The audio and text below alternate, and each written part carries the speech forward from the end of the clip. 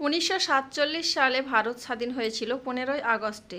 তো আজকের 2024 সালে 15ই আগস্ট স্বাধীনতা দিবস উপলক্ষে আজকের আপনাদের সঙ্গে একটা রেসিপি শেয়ার করব। আশা করছি আমার আজকের রেসিপিটি আপনাদের কাছে ভালো লাগবে। হ্যালো এভরিওয়ান, আপনাদের মাঝে আজকের নতুন একটি ভিডিও নিয়ে চলে এসেছি। আমার নতুন ভিডিওতে সবাইকে ওয়েলকাম করছি। আসসালামু আলাইকুম প্রিয় দর্শক, সবাই কেমন আছেন? আশা করছি সবাই ভালো আছেন, সুস্থ আছেন। স্বাধীনতা দিবস উপলক্ষে আজকের আপনাদের সঙ্গে যে রেসিপিটা শেয়ার করব, ওই রেসিপিটা যদি আপনাদের ভালো লাগে তাহলে ভিডিওটিতে একটি লাইক দিয়ে চ্যানেলটি সাবস্ক্রাইব করবেন। আজকে যারা আমার চ্যানেলে প্রথম ভিজিট করবেন তারা চাইলে চ্যানেলটিতে সাবস্ক্রাইব করে চ্যানেলের সঙ্গেই থেকে যেতে পারেন। সাবস্ক্রাইব করে পাশে থাকা বেল বাটনের অল অপশানে ক্লিক করে রাখবেন, এতে করে নতুন ভিডিও বা রেসিপি ছাড়া মাত্র আপনার ফোনে নোটিফিকেশন চলে যাবে। তো কথা না বাড়িয়ে মূল কাজে চলে যাওয়া যাক। এখন চলে এসেছি ফ্রিজে, ফ্রিজ থেকে দুধ বের করে নেব।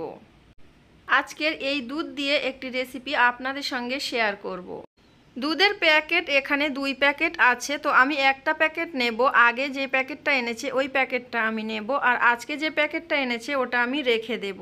তো যাই হোক, আগের দিনের প্যাকেটটা আমি নিয়েছি, আর এখন আমি কিছুক্ষণ বাইরে রেখে দিয়েছিলাম। এখন আমি গ্যাস ওভেন অন করে দিয়েছি, দিয়ে একটা হাঁড়ি বসিয়ে দিয়েছি।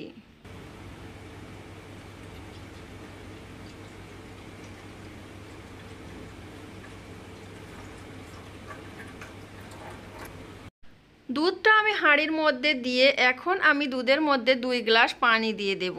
দুধটা ছিল 500 গ্রাম, আর আমি 500 গ্রাম পানি অ্যাড করে দিচ্ছি। আজকে যেহেতু আমি 3 রকম কালার পায়েস বানাবো, যার কারণে একটু দুধটা পাতলা করে নিচ্ছি। এখন আমি পায়েসের চালটা বের করে নিচ্ছি, ধুয়ে নেব। আর দুধটা পাতলা করে রাখার কারণ হচ্ছে পায়েসটা যখন ঘন হয়ে আসবে তখন কিন্তু দুধটা অনেকটাই শুকিয়ে যাবে, তখন ঘন হয়ে যাবে। ছোট একটা পাত্র করে আমি 2 পাত্র চাল নিয়েছি, আর আমি এই চালটা খুব ভালোভাবে ধুয়ে নেব। প্রথমে আমি ধুয়ে নিয়েছিলাম, ধুয়ে শুকিয়ে নিয়েছিলাম। এগুলো ছিল আতপ চালের খুঁত। এই খুঁত দিয়ে আমি পায়েস রান্না করব।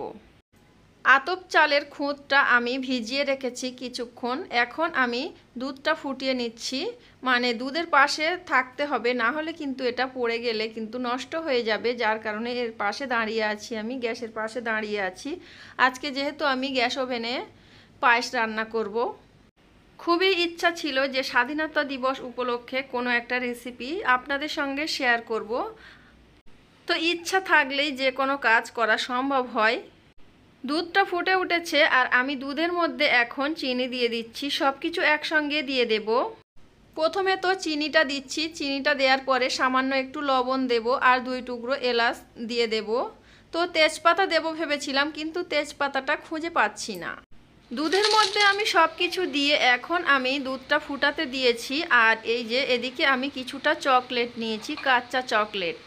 গ্রিন ফুড কালার আমার কাছে কেনা ছিল না, যার কারণে কাঁচা চকলেটটা নিয়েছি গ্রিন কালার পায়েস করার জন্য। এই যে দেখতে পাচ্ছেন আমি চকলেটের সবগুলো খোসা ছাড়িয়ে নিয়েছি, প্লাস্টিক থেকে বের করে নিয়েছি। এখন আমি মিক্সারের মধ্যে দিয়ে দিচ্ছি, আর এই যে মিক্সার করা হয়ে গিয়েছে। এখন আমি একটা বাটিতে তুলে নেব।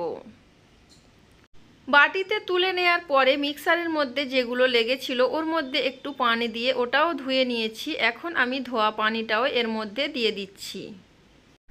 পানিটা দিয়ে মিক্সারটা আমি খুব ভালোভাবে ধুয়ে তারপরে আমি এর মধ্যে ভিজিয়ে রাখা খুঁতগুলো দিয়ে দেব। অনেক দিন ধরে ভাবছি যে আতপ চালের খুঁতগুলো নিয়ে কি করা যায়। তো ভাবলাম পায়েস করলে বেশি ভালো হবে, বা আমার ছোট বাবুর পায়েস রান্না করে দিলে বেশি ভালো হবে। যার কারণে আমি আতপ চালগুলো পরিষ্কার করে নিয়েছিলাম আগে থেকে। অনেক নোংরা মতো ছিল, আমি কুলা দিয়ে ঝেড়ে আর ধুয়ে শুকিয়ে রেখেছি। আর এখন আমার প্রয়োজন মতো বের করে আবার ভিজিয়ে রেখে এখন এই যে ব্লেন্ড করে নিয়েছি। তো খুব একটা মানে নরম নরম করিনি, একটু দানা দানা ভাব রেখেছি যেহেতু পায়েস বানাবো তার কারণে। আর এই যে দুধটা তো ফুটে উঠেছিল, আমি গ্যাসের ফ্লেম স্লো করে আগে আমি ব্লেন্ড করা খুঁতগুলো দিয়ে দিয়েছি। দিয়ে আমি চামচ দিয়ে খুব ভালোভাবে নেড়ে চেড়ে দিচ্ছি। কন্টিনিউ এটা কিন্তু নাড়াচাড়া করতে হবে, না হলে কিন্তু নিচে বসে যাবে। কিছুক্ষণ রান্না করে নেয়ার পরে আমি এর মধ্যে দিয়ে দিচ্ছি কিশমিশ। কিশমিশ দিয়ে আমি খুব ভালোভাবে নাড়াচাড়া করে নিচ্ছি। তো কন্টিনিউ এটাকে নাড়াচাড়া করতে হবে, না হলে কিন্তু নিচে বসে যাবে। আগেও বলেছি, আবারও ফের বলে দিলাম। সিদ্ধ চালের খুদ হলে হয়তো রান্না করে খাওয়া হতো, এটা যেহেতু আতপ চালের খুদ তার কারণে আমি কিন্তু পায়েস বানাচ্ছি। আর এই যে পায়েসটা একটু পাতলা করেছি, ঠান্ডা হয়ে গেলে কিন্তু ঘন হয়ে যাবে। তো এখানে আমি একটা বক্সে রেখে দিচ্ছি পায়েসটা, এটা হোয়াইট কালার হবে। তো আরও কিছুটা পায়েস আছে হাঁড়ির মধ্যে, আর কিছুটা পায়েস আমি একটা স্টিলের পাত্রতে তুলে নিয়েছি। দুই রকম কালার করতে হবে, হোয়াইটটা তো করে নিয়েছি, আর এই যে যেটা হাঁড়িতে ছিল ওই পায়েসটার মধ্যে আমি অরেঞ্জ ফুড কালার ছিল সেটা আমি দিয়ে দিয়েছি। দিয়ে আমি খুব ভালোভাবে নেড়ে চেড়ে নিচ্ছি যাতে করে কালারের গন্ধ না চলে আসে। ওইভাবে আমি গ্রিন কালারটাও করে নিয়েছি কিছুটা সাদা পায়েসের সঙ্গে, ওই যে চকলেটের পাউডার করা ছিল ওর সঙ্গে মিশিয়ে আমি সব একসঙ্গে করে নিয়েছি। এখন আমি বক্সে পরিবেশন করে নিয়েছি, আর একটু পাতলা রেখেছি, ঠান্ডা হয়ে গেলে এটা কিন্তু মোটা হয়ে যাবে। আমি এটা ফ্রিজে রেখে দেব। আর ঠান্ডা ঠান্ডা পায়েস খেতে খুবই ভালো লাগে। এটা আমি বানিয়েছিলাম 14ই আগস্ট রাতের বেলা। বানাতে বানাতে 15ই আগস্ট হয়ে গিয়েছিল, মানে 12টা AM হয়ে গিয়েছিল। তো যাই হোক, সকালে এখন বের করেছি ফ্রিজ থেকে।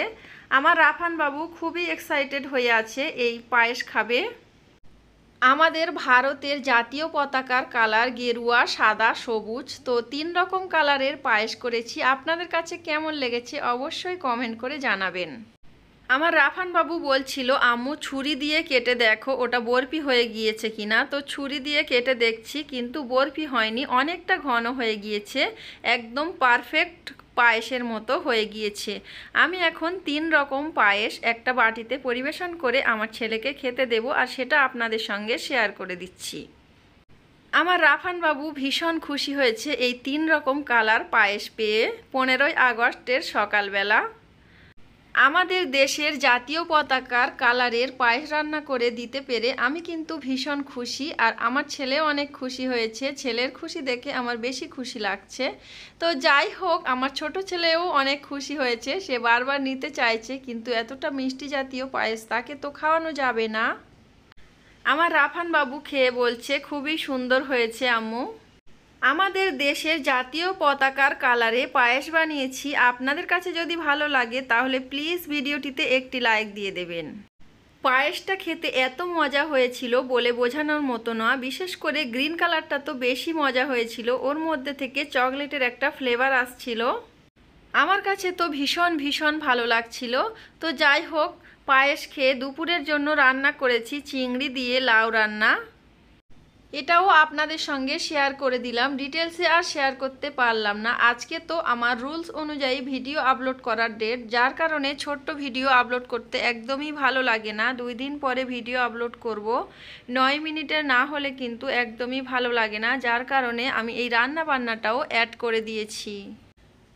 রান্না বান্না অ্যাড করে দিলে 15ই আগস্টের দিনে এই ভ্লগটা বানিয়ে আপনাদের সঙ্গে শেয়ার করে দিলাম। লাউ আলু দিয়ে চিংড়ি রান্নাটা খুব ভালোভাবে কষিয়ে এখন আমি ঝোলের পানি দিয়ে দিয়েছি, আর এই যে দুপুরের খাবারের জন্য একদম রেডি হয়ে গিয়েছে।